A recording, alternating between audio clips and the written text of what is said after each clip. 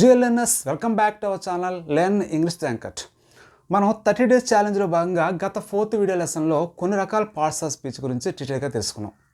అయితే ఈ 5th video లెసన్లో అంటే ఈ డే 5న మనం మిగతా మరికొన్ని పార్ట్స్ ఆఫ్ స్పీచ్ గురించి కాస్త బ్రీఫ్గా తెలుసుకునే ప్రయత్నం చేద్దాం. అందులో భాగంగా మొదటగా మనం వెబ్ గురించి తెలుసుకోబోతున్నాం. యాక్చువల్గా ఈ వెబ్ లేకపోతే ఇంగ్లీషే లేదు. బేసిక్గా ఈ వెబ్ అనేది ఏం చెప్తుందంటే ఒక యాక్షన్ని తెలియజేస్తుందంటే ఒక పనిని తెలియజేస్తుంది. మనం రకరకాల పనులు చేస్తుంటాం. ఆ పనులన్నింటినీ తెలపడానికి ఈ వెబ్స్ అనేవి మనం వాడుతుంటాం. కాబట్టి మనకి ఎక్కువ వెబ్స్ తెలిసినట్లయితే మనం అంత కన్వీనియంట్గా మనం చేసే యాక్షన్ని, చూసే యాక్షన్ని, జరిగే పనిని మనం ఎక్స్ప్రెస్ చేయగలం. తద్వారా ఇంగ్లీష్ అనేది చాలా ఈజీగా మాట్లాడగలం. అయితే ఫ్రెండ్స్, ఈ వెబ్స్కి 4 ఫామ్స్ ఉంటాయి. వాటిని మనం V1, V2, V3 ing form అంటాం. గ్రామటికల్గా చూసుకుంటే present, past participle, present participle అని చెప్పి వాటిని మనం చెప్తూ ఉంటాం. ఇక్కడ చూడండి, V1, V2, V3 ing form. అయితే ఈ 4 ఫామ్స్ని మనం ఖచ్చితంగా బై హార్ట్ చేయాలి. అంటే అట్లీస్ట్ మనం ఒక 500-600 వెబ్స్ యొక్క ఈ 4 ఫామ్స్ మనకు తెలిసినట్లయితే మనం రకరకాల కాంటెస్ట్లో ఈ వెబ్ ఫామ్స్ని యూజ్ చేసేటప్పుడు చాలా ఈజీగా యూజ్ చేయగలం. అలాగే ఈజీగా మనం ఇంగ్లీష్ నేర్చుకోగలం, మాట్లాడగలం కూడా, రాయగలం కూడా. కాబట్టి వెబ్స్ మీద గ్రిప్ పెంచుకోవడం అనేది చాలా ఇంపార్టెంట్ మనకి. సో ఇలా ప్రతి వెబ్ కూడా 4 ఫామ్స్ ఉంటాయి. అవే V1, V2, V3 ing form అని చెప్పాం. నేను ఒక 3 వెబ్స్ తీసుకుంటాను, వాడి యొక్క ఫామ్స్ మీకు ఎక్స్ప్లెయిన్ చేస్తాను. చూడండి, ఫస్ట్ వన్ గో అనే వెబ్ తీసుకున్నాను. గో అనేది ఏంటి? V1. దాని యొక్క V2 ఏంటి? వెంట్. V3 ఏంటి? గాన్. ఇంగ్ ఫామ్ ఏంటి? గోయింగ్. ఇంగ్ ఫామ్ చాలా ఈజీ. ఇక్కడ గో అనే వెర్బ్కి ఈ విధంగా 4 ఫామ్స్ ఉంటాయి. Go, vent, gone, going. అంటే మనం తెలుగుకి వచ్చేసరికి గో అంటే వెళ్ళుట, వెంట్ అంటే వెళ్ళాను, గాన్ అంటే వెళ్ళాను, గోయింగ్ అంటే వెళ్తూ. అయితే ఇక్కడ గాన్ అనేది వెళ్ళాను, వెళ్ళి అన్న మీనింగ్స్ కూడా ఇవ్వడం జరుగుతుంది ఆ కాంటెక్స్ట్ బట్టి. ఇలా వీటి యొక్క తెలుగు మీనింగ్స్ మనం అర్థం చేసుకోవచ్చు. నెక్స్ట్ వన్ టెల్ అనే వెర్బ్ యొక్క ఫామ్స్ ఎలా ఉంటాయి? Tell, told, telling. ఇలా 4 ఫామ్స్ ఉంటాయి. నెక్స్ట్ వన్ కుక్ అంటే ఏంటి? వండడం. టెల్ అంటే చెప్పడం, కుక్ అంటే వండడం. సో వండడం, వంట చేయడం అందులో కుక్ యూజ్ చేస్తుంటాం. Cooked, cooking. ఇలా వండడం అంటే వంట చేయడం, వండుట అనే పదాన్ని యాక్షన్ తెలియజేసే కుక్ అనే వెర్బ్ యొక్క ఫామ్స్ ఈ విధంగా 4 ఫామ్స్ ఉంటాయి. అయితే వీటిని మనం రకరకాల కాంటెక్స్ట్లో వాడుతూ ఉంటాం. అంటే ఈ 4 ఫామ్స్ని మనం ఇంగ్లీష్లో రకరకాల సందర్భాల్లో యూజ్ చేస్తూ ఉంటాం. అవి ఏంటో అనే విషయం ఇప్పుడు మనం తెలుసుకుందాం. ఫస్ట్ మనం ఈ V1 గురించి తెలుసుకుందాం. ఫస్ట్ మనం ఏం చేద్దాం? ఈ V1 గురించి తెలుసుకుందాం. V1ని ప్రధానంగా ఈ 4 అంటే ఈ 4 కాంటెస్ట్లు ఏంటి 4 కాంటెస్ట్లో యూజ్ చేస్తూ ఉంటారు. ఈ 4 సందర్భాల్లో మనం V1 వాడుతుంటాం. ఫస్ట్ వన్ ఏంటంటే రెగ్యులర్ యాక్షన్స్. మనం రెగ్యులర్గా చేసే పనులు చెప్పడానికి ఈ ఫస్ట్ ఫామ్నే మనం వాడుతూ ఉంటాం. ఎగ్జాంపుల్ చూడండి, I go to college daily. నేను రోజు కాలేజ్కి వెళ్తూ ఉంటాను అంటే రెగ్యులర్ యాక్షన్. కాబట్టి ఇక్కడ గోనే V1ని మనం యూజ్ చేయడం జరిగింది. దీన్నే మనం గ్రామటికల్గా చూసుకుంటే సింపుల్ ప్రెజెంట్ టెన్స్ అంటాం. అంతే. నెక్స్ట్ వన్ ఫ్యూచర్ యాక్షన్స్ కూడా మనం ఈ V1 వాడుతూ ఉంటాం. అయితే అటువంటి సందర్భంలో విల్ కానీ షెల్ కానీ యూజ్ చేసి తర్వాత మనం ఈ ఫామ్ను వాడుతూ ఉంటాం. చూడండి, I will go to college tomorrow. రేపు నేను కాలేజ్కి వెళ్తాను. ఇక్కడ చూడండి, విల్ తర్వాత గో అనే V1ని ఇక్కడ యూజ్ చేసాం.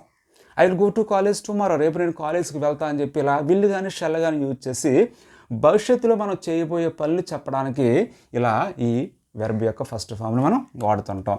నెక్స్ట్ వన్ ఇన్ఫినిటివ్గా కూడా వాడుతూ ఉంటాం.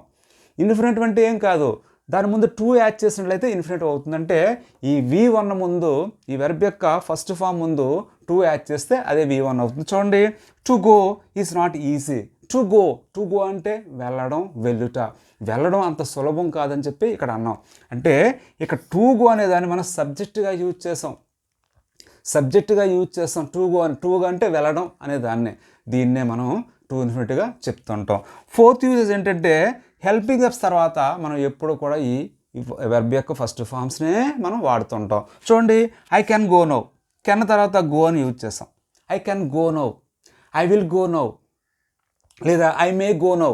ఇలా may go, will go, shall go, could go అంటే అదేదైనా హెల్పింగ్ అప్ తర్వాత వాటి తర్వాత ఖచ్చితంగా మనం ఈ V1నే యూజ్ చేస్తుంటాం.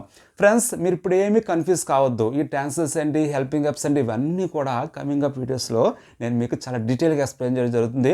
జస్ట్ వినండి, అర్థం చేసుకోండి.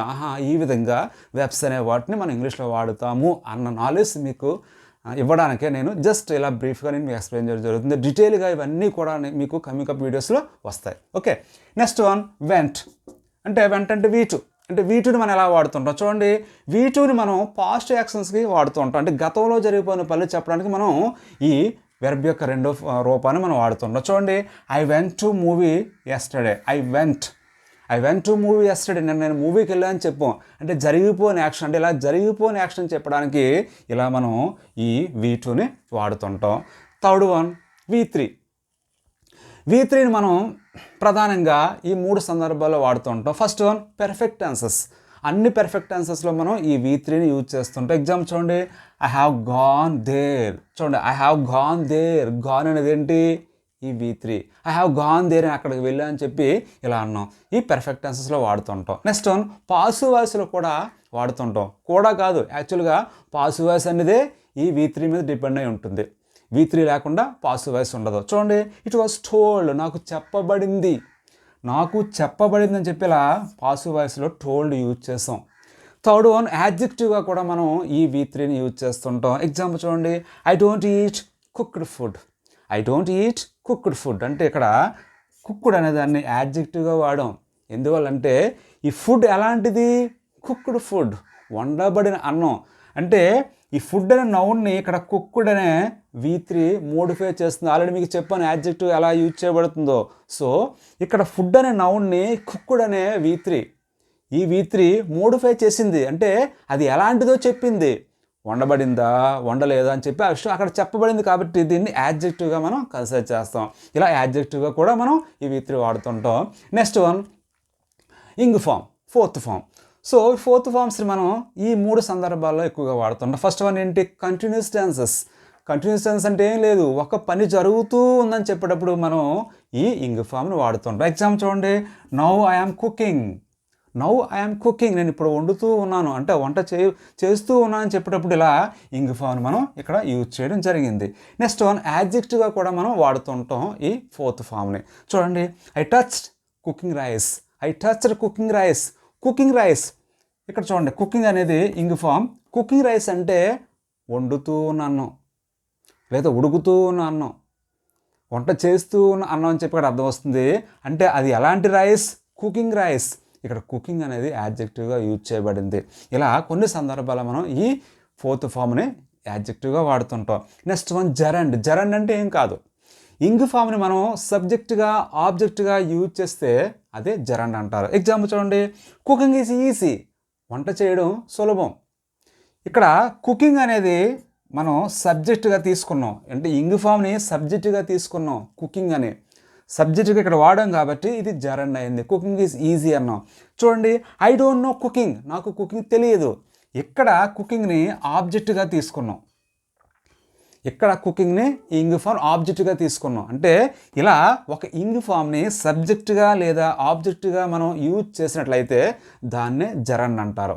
అంటే ఇక్కడ అర్థం ఏంటి, వంట చేయడం అనే అర్థాల్లో మనం ఈ ఇంగ్ ఫామ్ని యూజ్ చేయడం జరిగింది.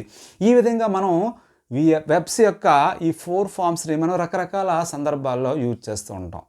ఫ్రెండ్స్, యాక్షన్ తెలియజేసే పదాలని వెబ్స్ అంటారని చెప్పి మనం తెలుసుకున్నాం. అయితే ఆ యాక్షన్ ఎప్పుడు జరిగింది, ఎలా జరిగింది, ఎక్కడ జరిగింది, ఎన్నిసార్లు జరిగింది, ఎందుకు జరిగింది, ఏ స్థాయిలో జరిగింది, ఇటువంటి విషయాలను తెలిపే వాటిని యాడ్ వెబ్స్ అంటారు. అయితే మనకి గ్రామటికల్గా వీటి మీద నాలెడ్జ్ అవసరం లేదు, కానీ కాస్త బేసిక్ నాలెడ్జ్ తెలుసుకున్నట్లయితే మనం చాలా ఈజీగా ఇంగ్లీష్ మాట్లాడడానికి వీలవుతుంది. అందువల్ల మీకు ఈ బేసిక్ నాలెడ్జ్ ఇవ్వడం జరుగుతుంది. చూడండి, హీ కేమ్ యెస్టర్డే. అతను నిన్న వచ్చాడు. అతను ఎప్పుడు వచ్చాడు, నిన్న వచ్చాడు. అంటే రావడం అనేది యాక్షన్. ఆ యాక్షన్ ఎప్పుడు జరిగింది, నిన్న జరిగింది. సో నిన్న అనేది ఇక్కడ యాడ్వర్బ్ అవుతుంది. Next one, she is speaking slowly. ఆమె నెమ్మదిగా మాట్లాడుతుంది.